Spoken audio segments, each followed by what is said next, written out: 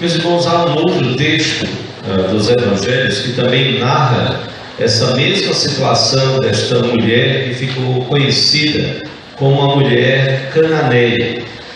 E o outro texto de Marcos, no capítulo 7, nos mostra justamente que Jesus estava, nesse contexto, procurando um lugar, uma casa, para aquietar-se com os seus discípulos. Ele queria descansar com os seus discípulos. E Marcos registra, lá no capítulo 7, dos versículos 24 a 30, que ele não pôde ocultar-se. Jesus queria descansar, Jesus queria parar com os seus discípulos, parar um pouco, descansar, repousar. Mas a Bíblia diz que ele não pôde ocultar-se. Nem esse tempo ele estava tendo ali. E esta mulher, chamada de mulher cananeia, a Caná, ou Canaã ali, quando se referia a essa expressão cananeia, era uma antiga população pagã da Palestina. E ela vinha desta população e desta região.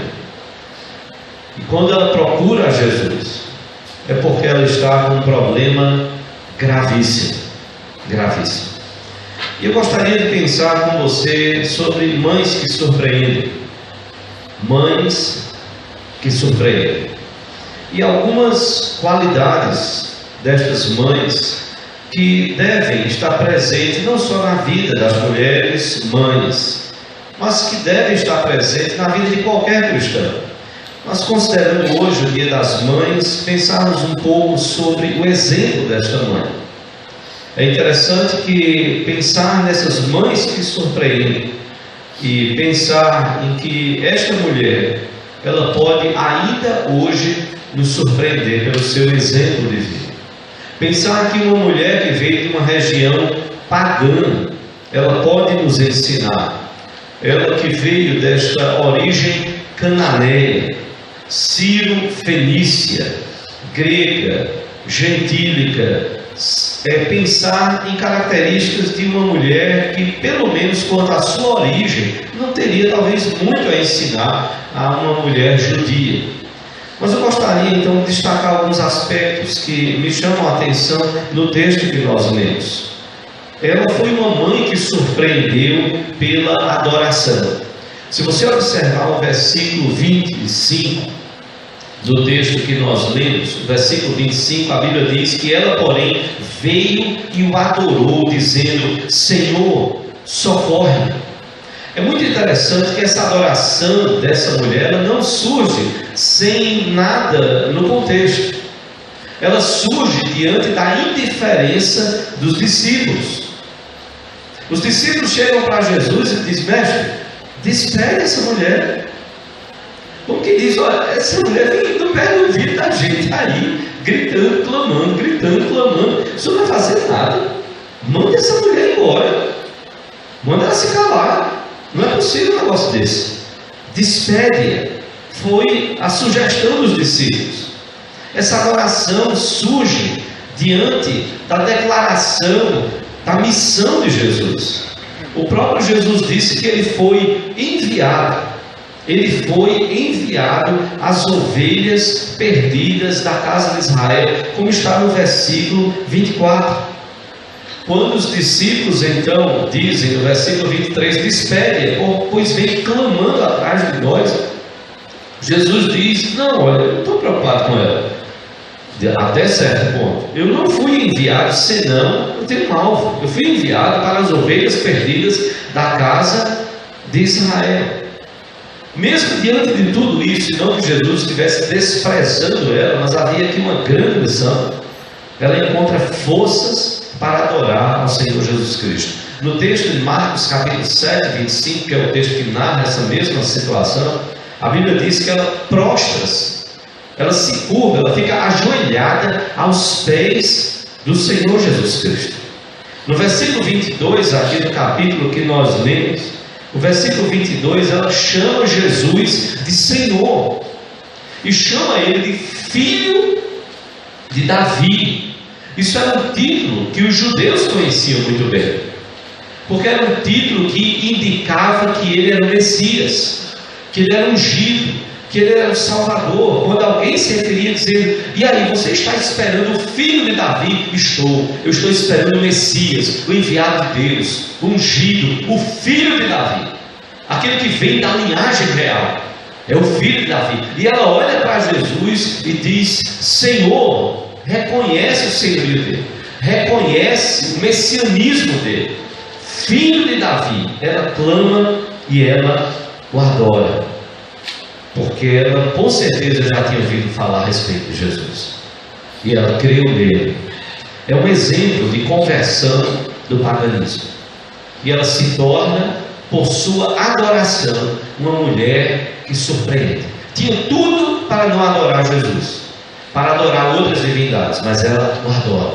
Ela se prostra, diz a Bíblia, e o adora. Mas ela também é uma mulher que surpreende não só pela adoração, mas ela surpreende pela aflição.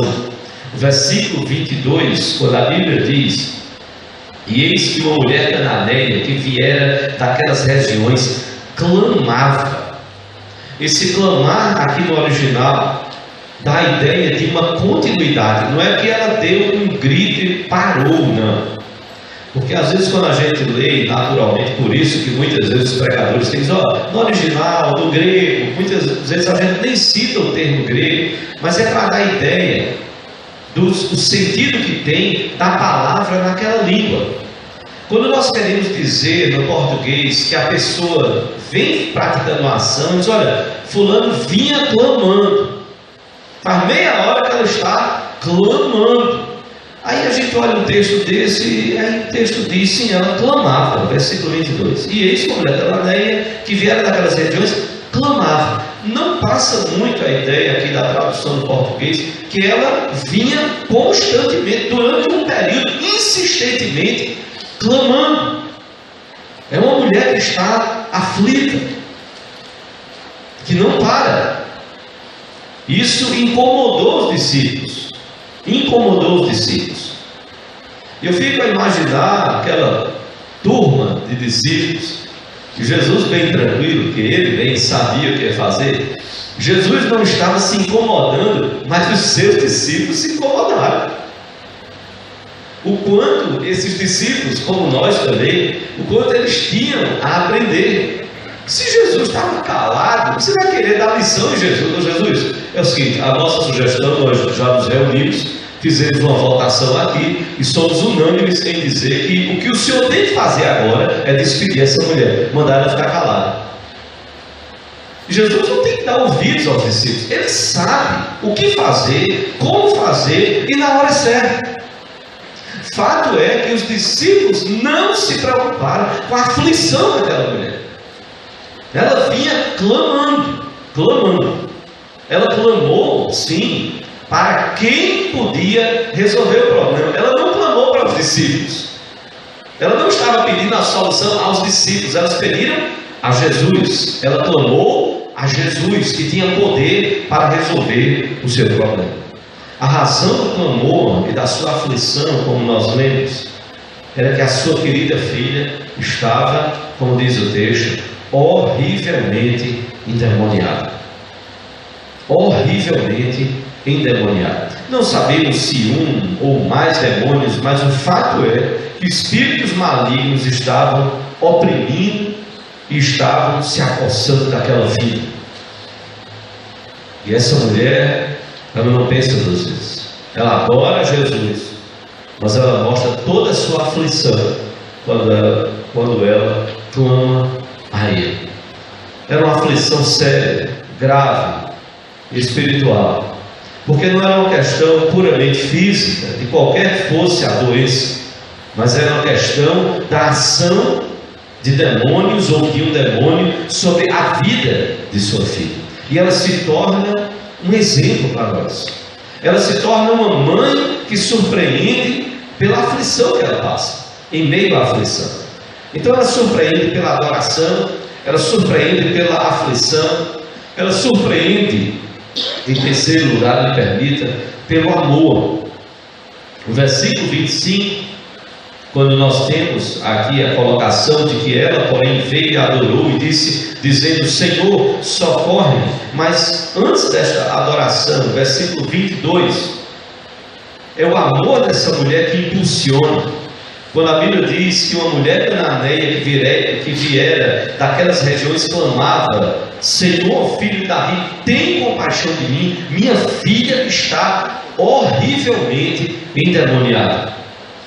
É o amor que impulsiona esta mulher, como diz Marcos, a prostrar-se na frente de todas aquelas pessoas. Ela se joga aos pés de Jesus. É o amor que move o coração de mãe. Muitas vezes há sacrifícios que nós não podemos imaginar. É o amor que move muitas vezes o coração de mãe a orar insistentemente por seus filhos, dia após dia, clamando pela conversão, clamando pela volta, para que voltem ao Evangelho, voltem à igreja, voltem a servir a Cristo. São mães que dobram os joelhos e não desistem. São mães que não estão preocupadas com ibope, com imagem, e me permita com todo carinho, com foto no Face, no site, ou o que quer que seja, blog, não está nem aí. Ela está preocupada em orar e clamar. E ali dizer: Senhor, eu estou clamando. E o que me motiva, Senhor, é o amor que eu tenho por meu filho e por minha filha. É isso que me motiva. Nada mais do que isso. É o amor que eu tenho. Mãe e filha tornam-se aqui inseparáveis, fazendo com que a primeira, a mãe, mergulhe fundo no sofrimento da segunda, a filha. Até onde, mãe, o seu amor é capaz de lhe levar? Até onde?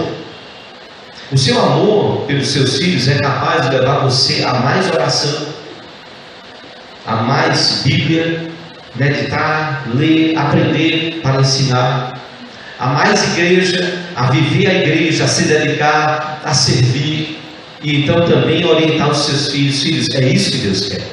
Eu estou fazendo não é porque eu não sou melhor que Deus. Eu estou fazendo porque eu também tenho responsabilidade de ensinar você, e você precisa fazer. Não porque eu estou fazendo, mas por causa daquilo que Ele fez por nós. Há mais paciência, mais compreensão, mais ouvido, menos língua, mais exemplo. Algo que mais leva o amor que você tem por seus filhos. São mães que surpreendem pelo seu exemplo, pela adoração, pela aflição, pelo amor. Mas em quarto lugar, essa mãe ainda nos surpreende. Ela nos surpreende pela humildade. Olha o que diz os versículos 26 e 27. Então Jesus respondendo disse: Não é bom tomar o pão dos filhos e lançá-lo aos cachorrinhos. Ela, contudo, replicou: Sim, Senhor, porém os cachorrinhos comem das migalhas que caem da mesa dos seus donos. É impressionante, irmãos, a humildade dessa mulher. Ela não se ressente em ser comparada a um cachorrinho, e aqui a ideia do termo é um cão doméstico, não um animal qualquer. É um animal que está ali no contexto da família.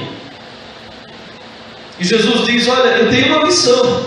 Eu fui enviado aos filhos da casa de Israel. E ele está ensinando aos seus discípulos. E aquela mulher está ouvindo.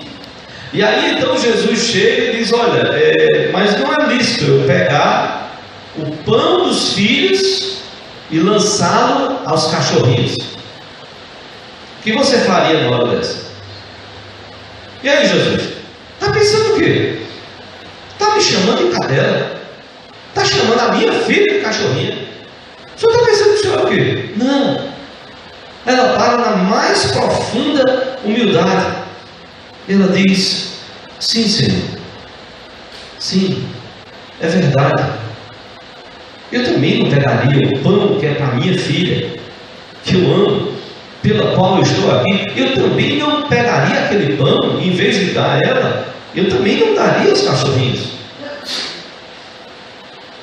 Ela aceita a sua posição inferior de uma mulher gentílica, diante do povo de Israel, para o qual Jesus havia sido enviado, não somente, mas naquele momento de modo especial. Sim, Senhor, ninguém gostaria de ser comparado a um cachorrinho, nem mesmo a um cachorrinho doméstico, o mais querido. Inclusive tem cachorrinho hoje que está sendo tratado muito melhor do que muita gente por aí. Brincadeira. Roupinha, perfuminho, pet shop pet, corta, ajeita, puxa para cá, puxa para lá, passeiozinho. Se deixar, vão levar tudo para o shopping. E aí, meu filho, o que você quer? Quer comprar o quê? Cartão do mamãe está aqui, está à sua disposição. Às vezes estamos tratando os animais melhor do que as pessoas. É uma inversão de valores. Mas essa mãe surpreende por tamanha humildade. Você é humilde diante de Jesus? Mãe, você reconhece a sua pequenez? E nós louvamos muito a Deus pelas mães. E elas são exemplo para as nossas vidas. Eu brinco em casa, digo, eu tenho uma mãezona, ela não é perfeita. Eu brinco com as falhas dela. Eu ensino, eu mostro as filhas. E eu digo, é a avó de vocês. E vocês têm que amar ela. Vocês têm que amar com virtudes e falhas. Não amamos quando nós só encontramos virtudes. Solange tem virtudes e falhas. Minha santa sogra, que é mãe 2, 3 vezes, tem virtudes e falhas. Ontem almoçamos com ela, e aí numa brincadeira lá, ela disse assim, eu não entendi. O que a senhora está dizendo? Ela disse, eles estão falando assim, é ciúme. Então, ciúme de você. Eu disse à senhora que não adotasse eles. Bastava um filho natural aqui. Os outros são adotados. Foi adotar, Deus está nisso. Reunião de família, ciúme. E a gente brincava lá. Mães são exemplo para as nossas vidas. É bênção de Deus. Pai também, mas chega o dia do pai, não é outro. Pai é só em agosto. Já disseram que eu fiquei com ciúme de hoje de manhã. Se você não estava, foi belíssimo. Mas é bênção de Deus. Mas não esqueça, mãe, você não é deusa. Deus é Deus. Então você precisa ter humildade, para que quem está ao seu redor aprenda a amar Jesus e aprenda a reconhecer que sobre você existe o Deus único e verdadeiro. São mães que surpreendem pela humildade, pela adoração, pela aflição, pelo amor, pela humildade. Mas essa mulher ainda nos ensina algo fantástico. Ela é uma mãe que surpreende pela visão que ela tem. Ela é perspicaz, ela vê, ela observa a situação e ela vai além daquela situação. Diante do pedido de socorro dela, diante da missão de Jesus, diante da aparente reprovação de Jesus, quando Jesus disse, não é bom tirar o pão dos filhos e dar aos cachorrinhos, diante da aparente reprovação, ela converte toda esta situação numa razão para otimismo.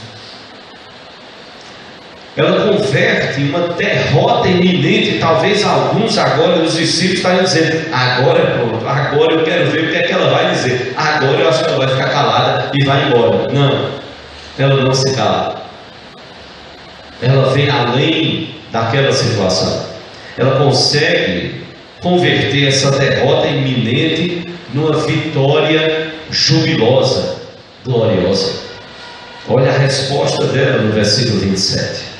Ela, contudo, replicou, sim, Senhor, porém os cachorrinhos comem das migalhas que caem da mesa dos seus donos. Um grande comentarista bíblico, William Hendricks, ele chega a dizer, é como se ela estivesse dizendo para Jesus, Senhor, eu estou sendo comparada a um cão. Senhor, eu não só aceito essa comparação, mas eu me regozijo, eu me alegro muito, Senhor, porque os donos bondosos não deixam nem que seus cães morram de fome. Eles permitem que eles comam das migalhas que caem das suas mesas. Era como se ela estivesse dizendo isso: Senhor, não tem problema, eu entendi que o Senhor tem uma missão para com os filhos da casa de Israel, não tem problema, Senhor, eu quero só um pouquinho só da tua bênção é suficiente para resolver o meu problema. É alguém que consegue olhar além e tem visão, consegue olhar além daquela situação, enxergar além das ondas, da tempestade, dos problemas. É alguém que visualiza algo melhor. Mas esta também, em sexto lugar, é uma mãe que surpreende não só pela adoração, aflição, amor, humildade, visão, mas esta é uma mãe que surpreende pela fé que ela tem. Ela chama Jesus de Senhor, de Messias, filho de Davi. Ela agiu diferente dos fariseus, dos incrédulos, que se escandalizavam em Jesus. Que foram chamados aqueles religiosos pelo Senhor Jesus Cristo de cegos, guias de cegos. E Jesus então diz aos seus discípulos: deixa para lá eles. A gente fala, eles não escutam. A gente prega, eles não acreditam. A gente opera milagres, a gente faz cura, a gente faz tudo. E eles não creem, então deixa eles. Deixa eles. Tem gente que vai crer. Tem gente que vai crer. Olha essa mulher, foi o que Jesus fez para ela. Até então, nada. O que Jesus estava fazendo? Ia para a casa dela? Não. Alguma perspectiva de cura para a sua filha? Não. Ele estava indo para os filhos da casa de Israel, dos quais muitos religiosos o rejeitaram. Então Jesus disse para os seus discípulos: é assim, deixai-os.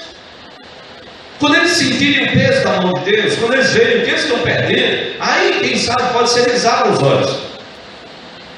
Agora essa mulher, não. Essa mulher que não deixava o pé de Jesus, ela creu nele, e a sua fé foi elogiada. Ó mulher, grande é a tua fé, está no versículo 28. O que é que Jesus diria, mãe, da sua fé? O que Jesus diria da fé que você, mãe, tem? É hora de crescer, é hora de aprender com essa mãe. Uma mãe que surpreende pela adoração, pela aflição, pelo amor, pela humildade, mas pela visão e agora pela fé. Mas por último, me permite, em último lugar, ela é uma mãe que surpreende pela perseverança. Essa mulher não desiste. Ela podia ter desistido. Muitos de nós teríamos desistido. Tem muita gente ficando pelo meio do caminho. Eu estou há 24 anos no Evangelho. Eu nasci num lar e fui criado no Evangelho.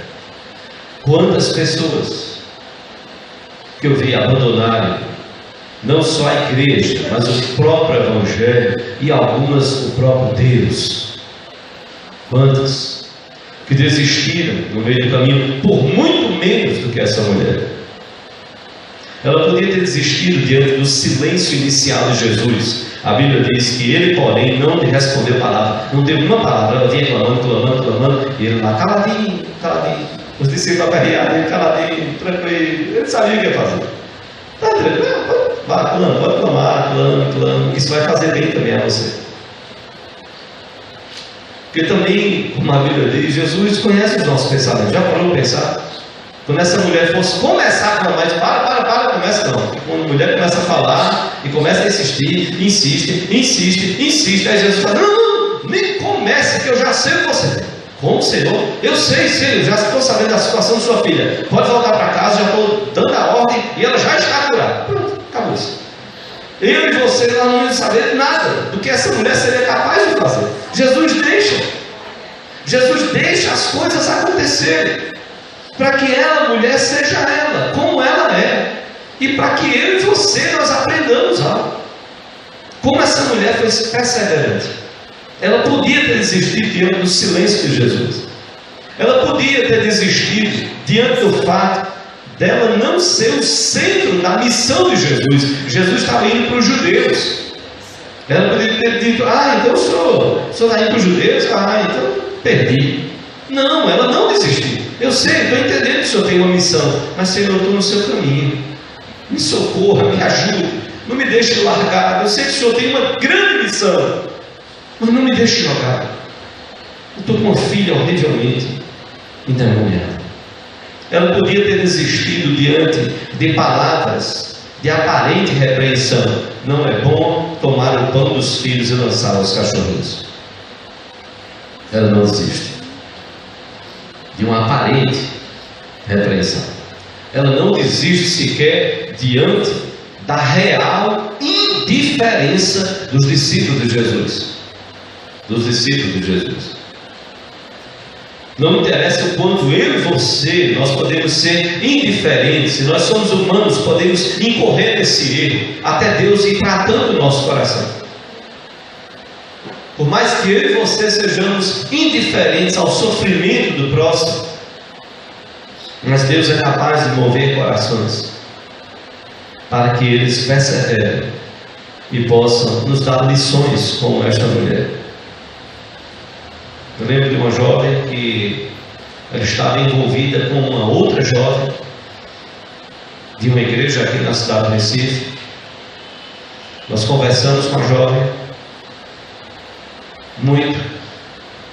Recebemos em casa, eu conversei com Solange, recebemos em casa, conversamos com ela. Eu disse: você pode receber a pessoa com quem eu estou me relacionando lá no seu gabinete? Eu disse: posso, sem problema, pode enviar.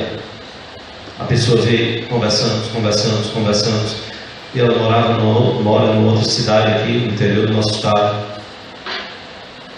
E eu disse: volte para a sua família, esse relacionamento está errado.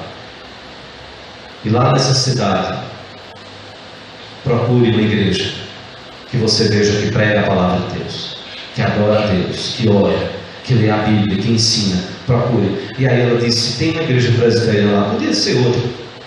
E como eu conhecia a igreja de lá, eu disse: procure a igreja. E ela disse: pastor, mas as pessoas na cidade me conhecem. Isso não interessa.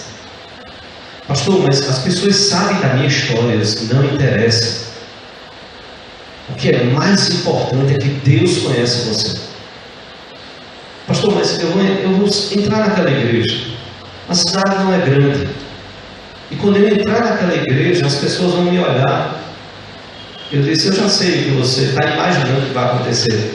Eu disse: mas dê uma oportunidade de Deus fazer uma coisa extraordinária na sua vida. Sente lá no último banco, no primeiro, no meio, quando você quiser. Sente. Vai cantar? Adore a Deus. Vai ler a Bíblia? Leia. Escute a mensagem. Coloque o seu coração diante de Deus se você quer mudar a sua vida. Agora deixe Deus operar. Pode ser que no primeiro domingo ninguém fale com você. Pode ser que no segundo, um mês, 2. Eu garanto a você uma coisa: Deus vai mover algum coração para chegar lá junto de você. Faça isso. Eu não sei desenrolar, mas eu nunca vou esquecer isso. O sentimento que ela tinha, de que as pessoas, conhecendo a história de vida dela, poderiam recriminá-la, reprová-la, repreendê-la, desprezá-la, e como igreja ser indiferente. Essa mulher aqui, cananeia, não se rendeu diante da indiferença dos discípulos. Despede, manda ela embora. Os discípulos não estavam preocupados em resolver o problema dela. Glória a Deus que ela perseverou, que ela não desistiu. Ela podia ter usado tudo isso como desculpa. Não. O que para mim me faz dizer a você, mãe: persevere. Persevere na oração, persevere na leitura da palavra de Deus, persevere no serviço em ministérios na igreja, persevere na igreja onde Deus colocou você, persevere na sua família, persevere no seu trabalho. Não desista. Persevere na santidade, persevere no deserto que você passa. Não interessa qual é, o que interessa é que Deus esteja com você, é que Jesus esteja abençoando a sua vida. Quantos aqui já ouviram falar no irmão André, contrabandista de Deus? Já ouviu falar sobre ele? Se você já ouviu, levante uma de suas mãos. O contrabandista de Deus. Só algumas pessoas, né? Eu pensei que mais. Aí eu entendo que então a minha adolescência já faz alguns anos, porque só alguns conhecem. Na minha época de adolescência, eu fui levado a ler um livro chamado O Contrabandista de Deus. Fantástico. A história verdadeira desse homem de Deus, que levou a palavra de Deus num carrinho simples. Ele contrabandeava a Bíblia, porque não podia. Você não podia entrar nos países comunistas com a Bíblia. Não podia. E por isso ele ficou conhecido assim. O contrabandista de Deus. E nesse livro ele relata várias e várias histórias. Até uma história que os policiais pararam e perguntaram: o que é que o senhor está levando do carro? Ele disse que riu. Naquela hora ele disse: pronto, eu vou mentir, eu não posso mentir agora. E se eu falar a verdade, eu posso ir preso. O que é que o senhor está levando aí? Ele riu e disse: Bíblias. E o policial olhou e disse: o quê? Ele disse: Bíblias. E diz a história que os policiais riram e disse: vai embora, deixa de conversa. E ele passou com um carro carregado de Bíblia. Era o que ele tinha. Mas poucos conhecem a história da mãe desse homem. Como é holandês, eu só consigo ler Van der. Não é? Até a gente tem José Carlos, Van der Linden, Van der. O restante depois você tenta aí ler o que é. O pastor Francisco, o nome dele era Franz Leonard Scalaver. Eu só conseguia ler porque eu ouvi. Aí eu olhava, está até parecido, quase nada a ver. Um bocado de consoante para você adivinhar que é Scalaver. Complicado. Mas a mãe desse homem, desse irmão André, nas manhãs de domingo, numa pequena vila no interior da Holanda, ela sempre reunia os seus filhos banhados, limpos, bem arrumados. E depois que seu esposo trancava a porta de sua casa, a família ia para a igreja. Lá era a igreja presbiteriana chamada Igreja Reformada Holandesa. Uma vez ali sentavam apertados no banco, que nunca parecia ter espaço suficiente para toda a família. Eram 7 filhos e mais um casal. O que dava a este que ficou conhecido como irmão André uma desculpa para, de vez em quando, cair fora, escondido dos pais. Um domingo, a mãe dele notou que o seu marido, as 2 filhas e os 4 filhos estavam sentados quietos em fila ao seu lado. E quando eles se levantaram para cantar o primeiro hino, ela percebeu que o André não estava. Como ele tinha conseguido fugir novamente, se perguntava. Ela não conseguia entender porque as questões de Deus e da igreja deixavam André tão incomodado. Mas ela orava, ainda mais fervorosamente, pela alma de André, bem como pelo trabalho que haveria de ser na sua vida, sem saber o que viria. Brincalhão e ousado, André uma vez atirou fogos de artifícios nos soldados alemães que ocupavam as ruas de sua cidade durante a Segunda Guerra Mundial. Em outra ocasião, ele colocou açúcar no tanque de gasolina do carro de um general alemão, que arruinou o motor daquele carro. Sua mãe ficava se perguntando o que ele tinha feito e guardou silêncio sobre o sumiço de uma boa quantidade de açúcar em sua despensa. Aos 19 anos de idade, o André ingressou no exército. Em busca de aventura, e nas Índias Orientais, ele capturou sem qualquer ajuda de seus companheiros 10 guerrilheiros armados. André era tão ousado e destemido que de vez em quando usava um chapéu amarelo de palha em combate, tornando-se um alvo fácil para os inimigos. Ele poderia ter levado uma vida rebelde sem limites, mas Deus entrou em cena. Recuperando-se no hospital após ter sido ferido em combate, André leu várias vezes a Bíblia de capa a capa. Dali para frente, irmão André, como ficou conhecido, dedicou sua vida a Deus. Anos mais tarde, durante uma viagem à Polônia, ele testemunhou o vazio do comunismo e descobriu que havia pouquíssimas Bíblias nos países do bloco comunista. Usado por Deus, começou a contrabandear as Escrituras, que tinham mudado tão radicalmente a sua vida para levá-las às pessoas espiritualmente famintas, presas naqueles países de regime totalitário.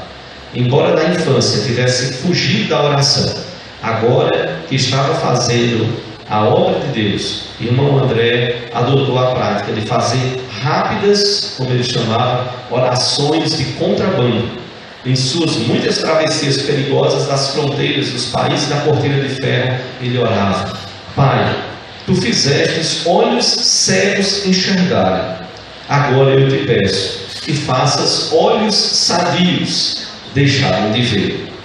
Desde aqueles primeiros dias, a missão solitária do irmão André se transformou no ministério internacional, e milhões de Bíblias foram contrabandeadas entre países onde o cristianismo era proibido ou severamente restringido. Dizia ele: eu não sou corajoso. Não, eu não sou. Muitas vezes fico terrivelmente amedrontado. Muitas vezes eu dirigi o meu carro até a fronteira de países comunistas e não tive coragem de prosseguir.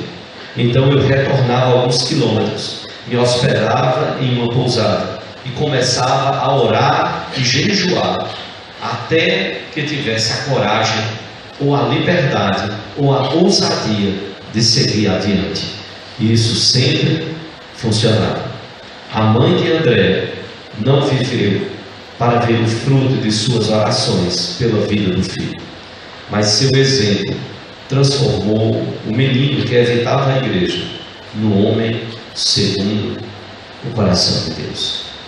É um exemplo de uma mãe que surpreende.